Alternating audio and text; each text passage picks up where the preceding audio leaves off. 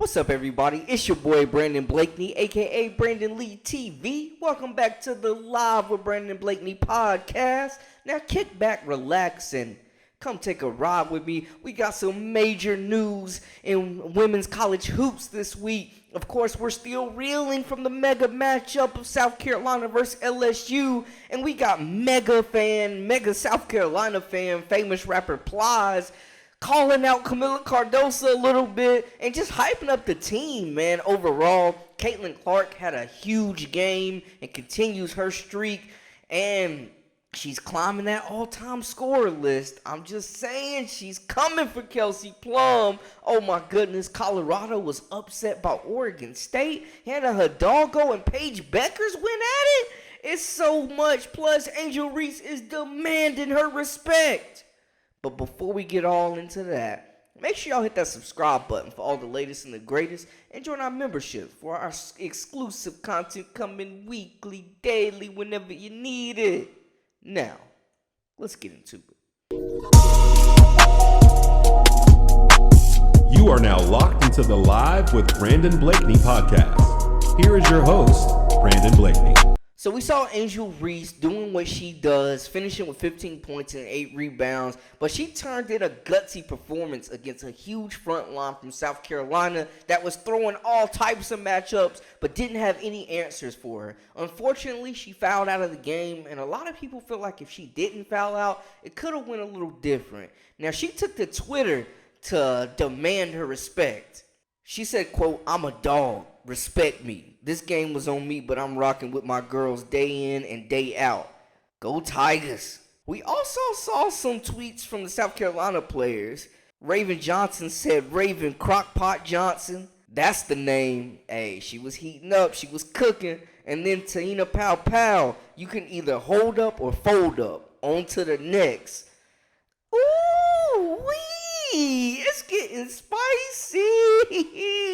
I'm just saying, Angel Reese out here demanding her respect, rightfully so. She balled out. She's proven that she's physical, she's tough, and she got some high praise from Coach Don Staley. Angel is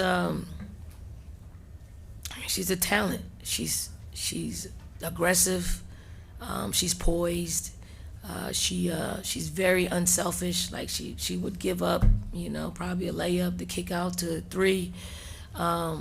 She's mean. Like she's physical. She is somebody that you want to play with because she's going to play to the very end. She's going to give it her all. And that's what you lose if you're LSU and she's out of the game for the last 4 minutes of the game. I mean, you lose that. And obviously they did a great job at tying the score and taking the lead in her absence, but you don't get another offensive rebound. She's going to get it. You don't get a steal. You don't get a spectacular block. And for us, we tried to capitalize on her absence by picking on the freshman. And I thought Della Rosario did a great job. She held her own. And she's getting better. But when you lose Angel, you lose a big part of what they do because she touches the ball and she makes the right decisions. That's big coming from one of the GOATs, man. Major respect, major love there. Big respect to Angel Reese. And both these programs, Coach Don Staley, Coach Kim Mulkey, leading two of the premier programs in the nation. And, I mean, they even got the attention of famous rapper Plies, who has some thoughts on Camila Cardoso. I need for us to put a little bit more hot sauce on that food now. First 3.5 quarters, we were vegan. Last 2 minutes, I seen y'all on the sideline put that little hot sauce on there. We need to come out the gate with some more hot sauce on that food. Cardoso, you is the best big in the country, baby. Stop feeling sorry for them people. It ain't your fault they mama made them show. My mama made me show. That ain't got nothing to do with you. Stop playing with them people, man. I need Bunny Cardoso for 4 straight quarters. I don't even know if you want no Bunny Queen, but I'm going to buy you one. Cardoso continues to be a dominant force on both sides of the basketball, scoring, blocking shots, throwing out assists. She can handle the basketball. I think she's going to be an extremely valuable asset, an undercover gem in the WNBA, and we're just seeing her scratch the surface of her skill set. So I think she'll continue to be dominant, and just fun to see Plies in the mix of things, a little friendly banter there, and we want to continue to see Camila Cardoso dominate. So good times. On the other side, moving to the Pac-12, we saw an upset as a top 5 team went down. Colorado loses to number 25 Oregon State, a major upset for the Beavers, y'all. Oregon State took the win 68-62. Colorado scrapped until the end. Jalen Sherrod did everything she could, but it just wasn't enough to match the hot shooting of those Oregon State Beavers, who shot 48% from the field while holding Colorado to 39%.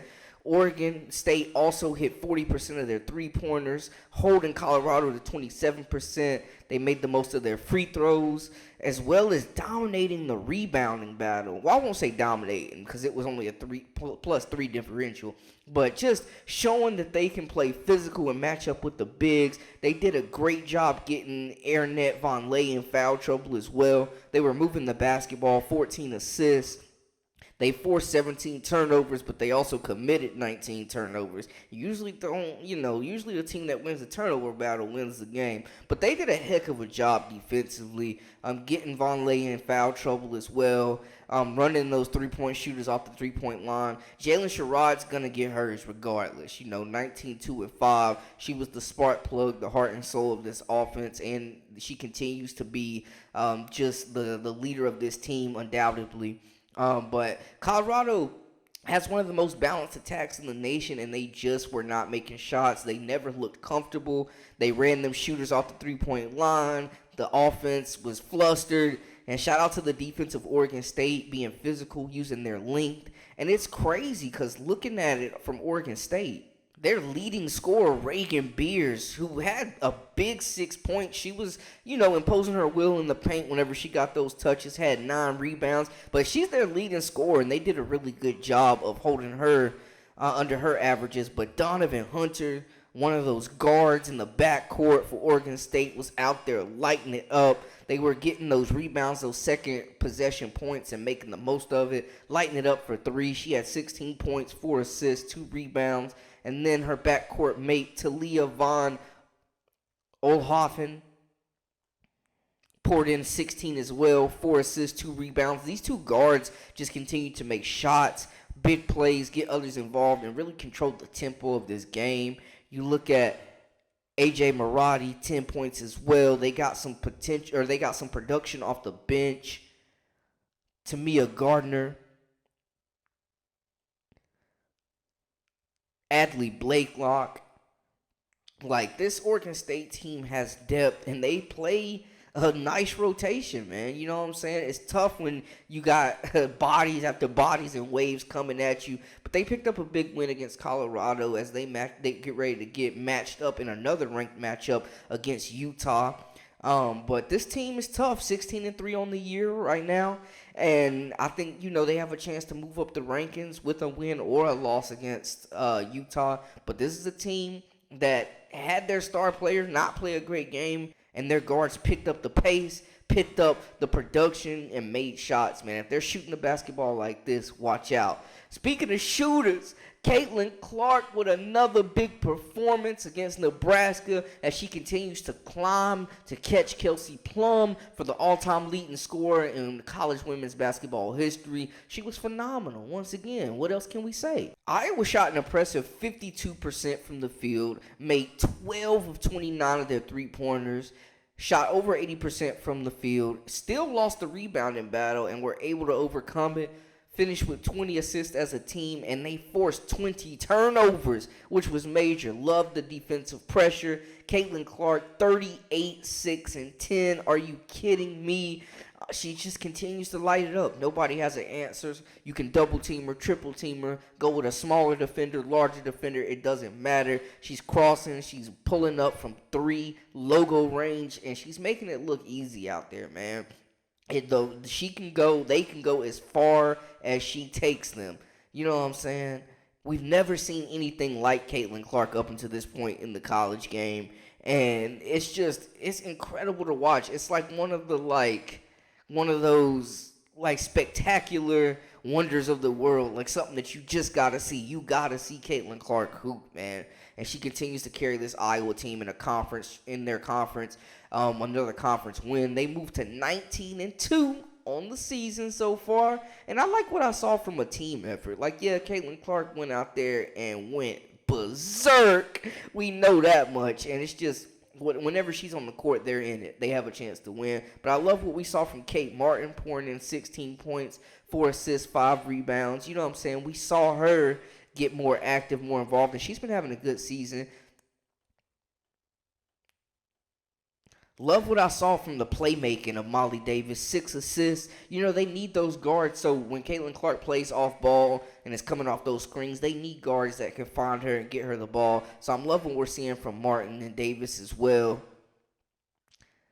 Sydney Offalter coming off the bench with 12 points as well. Some big minutes for her.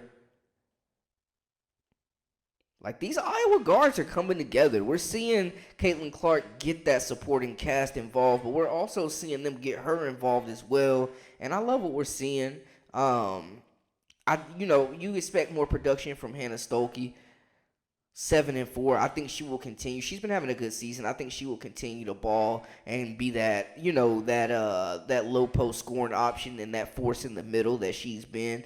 But they got some good minutes from the supporting cast and some good buckets. I mean, you had Taylor McCabe coming off the bench, 6 points in 5 minutes. You know what I'm saying? Like, they got production from all over. And this is the type of production they're going to need the supporting cast to continue to provide to Caitlin Clark. Because we saw her have 45 and they lost in OT to Ohio State. They bounced back against Nebraska. And they're going to be at the top of this conference with something to say in the Big Ten. We know that. They have been the best team in this conference. But we have seen some chinks in the armor. And this game, they came out, they made shots, and it was really a team effort. Like, Caitlin Clark's going to do what she does. But if she's got the supporting cast that she can defer to make shots, and they've got these weapons that are also providing a spark and, a scoring threat, then it's going to take that pressure off of Caitlin Clark. We know that much. So it was nice to see Caitlin Clark get hers and continue to move up that scoring list. She's close. She's chasing. She's on pace if she keeps averaging over 30, what she's doing, to catch Kelsey Plum before the end of the season. So it's just incredible to see.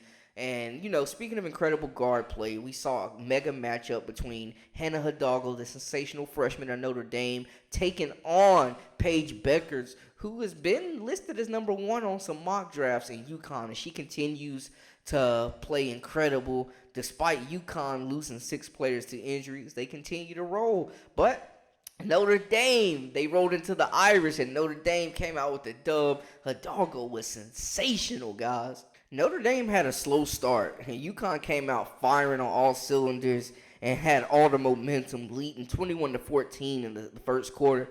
But then the second quarter, Hannah Hidalgo completely took over this game, and Notre Dame got rocking, and they never really looked back in this one. This was a very impressive performance and a statement win for them, as well as they're missing their best player, Olivia Miles.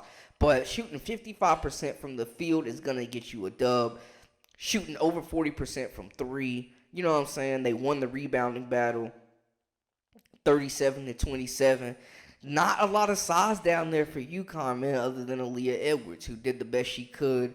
And then, they forced UConn into 13 turnovers. Surprised that they lost the steals battle, though. Hannah Hidalgo usually gets 4 by herself. So seeing them lose that battle was kind of surprising. But, man, they got some production. Hannah Hidalgo, 34 points, 6 assists, 10 rebounds. Man, she was already at 19 points at, halftime. She just continued to dominate and impose her will and get those paint touches after paint touches after paint touches. Nobody on UConn had an answer for her, and we saw her get whatever she wanted.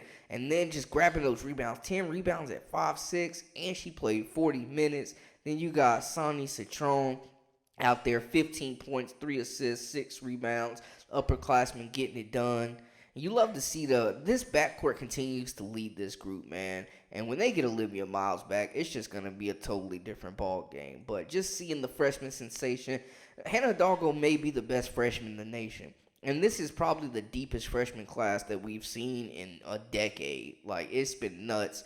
But they also got some really good production from forward Maddie Westbed, who continues to be versatile. 23 points, 2 assists, 5 rebounds. Seeing her match up with Aaliyah Edwards. You know what I'm saying? They need that production from her.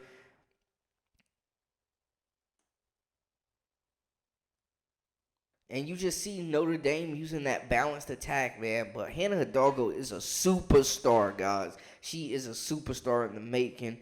She's got the range. She's super quick. Nice first step. Has the ball on the string. And we also have to mention she's leading the ACC in scoring as a freshman. But this was a fun game, man. It was kind of a cold shooting night for Paige Beckers. She struggled. Beckers finished with 17 points.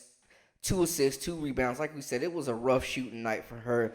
But Ashlyn Shade continues to step up for this group and find her stride within this group. You want to see more from Nika Mule, being that point guard that's been that calming presence for them. Aaliyah Edwards balled out 23 and 11. She did everything she could to keep this team in this game, but it just was not enough. KK Arnold out there. I thought she would be a better matchup potentially for I thought, we would see more of that. Her going at Hannah Hidalgo, but that was interesting. They threw a couple different matchups with her. We saw some zone as well, so it was interesting. But this was a big game. I did not expect Uconn to lose this game, y'all. I'm gonna just be completely honest with y'all. Coming in, the 8th ranked team in the nation, overcoming so much, playing a Notre Dame team that has had some ups and downs, but that have been rolling the last 6 to 8 weeks. They've been hooping. But Uconn being at home for this contest, I did not expect the freshman Hannah Hidalgo to go out there and snatch their souls the way she did. I'm talking about winning, kick the door in, running your trap, take over your trap. Hannah Hidalgo was out there going crazy, taking the contact. She's so efficient, and at 5'6", she's crafty around the cup. She was the best guard on the floor. Made a statement, match it up against Paige Beckers. This was the matchup we wanted to see, and it just was far from Beckers' best game, and we've seen this. She'll bounce back. They'll bounce back, but it was just surprising seeing, UConn's really good at home. It's hard to get a win there, so seeing Notre Dame and a freshman at that come in and light them up for 30-plus, get a double-double, I was surprised. I'm just saying, that was a little bit surprising to me. But it was a good game overall, man. It was one that you definitely want to see. Great guard play with Westbeld as well, and Aaliyah Edwards going at it. Good play in the paint as well. It was a physical contest. Uconn never stopped fighting, but Notre Dame never took their foot off Uconn's neck either, man. Shout out to Coach Ivy, just an incredible job that she's doing with this group. We talk about Coach Ariyama dealing with all these injuries. Notre Dame has done the same, and they've banked on a freshman for majority of the year who's been carrying them. So they're bringing back a little bit less experience than Uconn right now. So it's incredible, man. Hannah Hidalgo in any other year would be, a lock for National Freshman of the Year. But you got Michaela Williams, you got Juju Watkins. This class is just insane. You know what I'm saying? You got Talia Scott out there doing her thing. There's freshmen that we haven't really even mentioned, but that continue to just uplift and advance this game that we're watching this year. Iowa State has a few. I love Audie Cook. They have a few freshmen out there doing their things too. So it's impressive to see, man. We're seeing a lot of action, a lot of storylines, a lot of youth in that 2024 class making their claim, making their stake, man. And I tell you what, Hannah Hidalgo is right in the mix. Big win for Notre Dame. They'll keep building. They'll keep rolling. And I tell you what, I think they have the talent to be an Elite Eight Final Four team. If you got good guard play, you always got a chance. And if they win and if they get Olivia Miles back to pair with Citron as well as Hidalgo, that's going to be a monster, a three-headed monster that teams are not going to want to deal with come March. So ACC is brutal this year. We're seeing teams beat up on each other. So we'll have to keep an eye out and see what Notre Dame is going to do, man. But I'm excited to just continue to watch both these programs soar into their rest of their seasons. Great big-time mega matchup in the backcourt for both these teams. So it was exciting, man. Surprised that Hannah Hidalgo and them went in there like that and did Uconn like that. But, hey, any given night, right? Anyways, that's a wrap for us. Make sure y'all hit that subscribe button for all the latest and the greatest. And join our memberships. We got that exclusive content coming daily, weekly, whenever you need it. And shout out to you guys, man, showing so much love and support. I appreciate everybody just being in the comments, engaging. You know, keep sharing y'all's thoughts with me. I love hearing y'all's opinions. That's a wrap for us. For all the latest and the greatest, I am Brandon Blakeney, a.k.a. Brandon Lee TV, your host. This is Live with Brandon Blakeney. Until next time, hey, we out.